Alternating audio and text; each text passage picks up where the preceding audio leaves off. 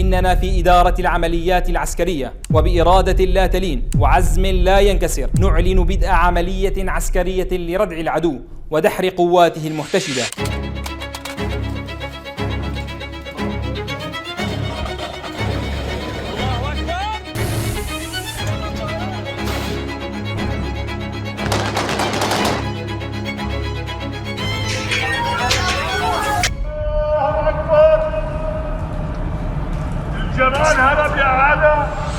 Since the fall of al-Assad, Syria has not been rebuilt on the ruins of a regime, but on the resolve of a people who decided to reclaim their future with their own hands, cast off decades of fear, and restore their dignity. The change hasn't been just a shift at the top of power. It has been the end of an era where decisions were made at gunpoint, as much as it has been the beginning of a new era, where the Syrian people set the terms of their return to life. The war left behind devastation so deep that the reconstruction of essential infrastructure alone is estimated to cost some $216 billion, according to international assessments. That number does not signal defeat. It measures the challenge that Syrians accepted when they chose liberation over submission. Yet even amid this magnitude of destruction, there are reasons for hope.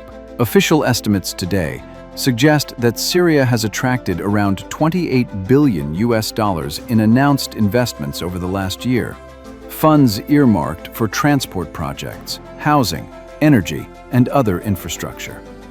While nowhere near enough to heal all the wounds at once, it signals that Syria has begun to regain its place as a potential economic partner in the region. On the ground, thousands of families are returning to homes long abandoned. Entire neighborhoods, once ghost towns, are showing signs of life once more. Schools in many areas are slowly restoring normal schedules. Classrooms, once disrupted by conflict, are filling again with children who have waited too long for stability. These are not extravagant signs of prosperity, but they are the first beats of a nervous but persistent heartbeat returning to a wounded country. Diplomatically, isolation is gradually lifting. Some Arab states have reopened dialogue. Foreign firms are exploring opportunities, and Damascus is receiving delegations interested in cooperation.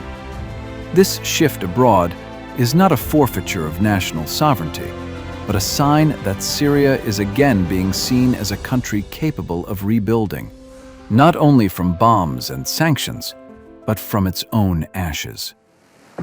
At the global level, President Ahmed al-Sharaa addressed the United Nations General Assembly with a clear message.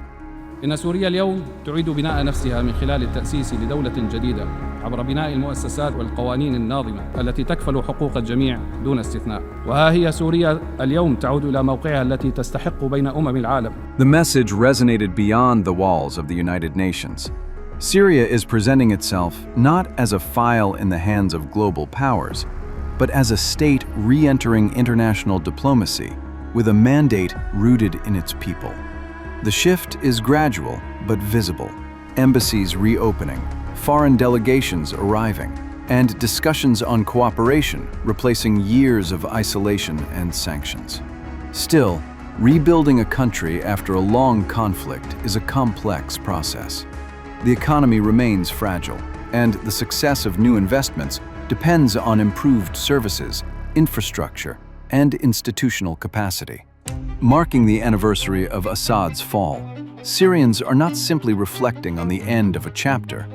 They are defining what comes next. A single year is not enough to repair the damage of more than a decade, but it has been enough to confirm that decisions about Syria are once again being made inside Syria by Syrians.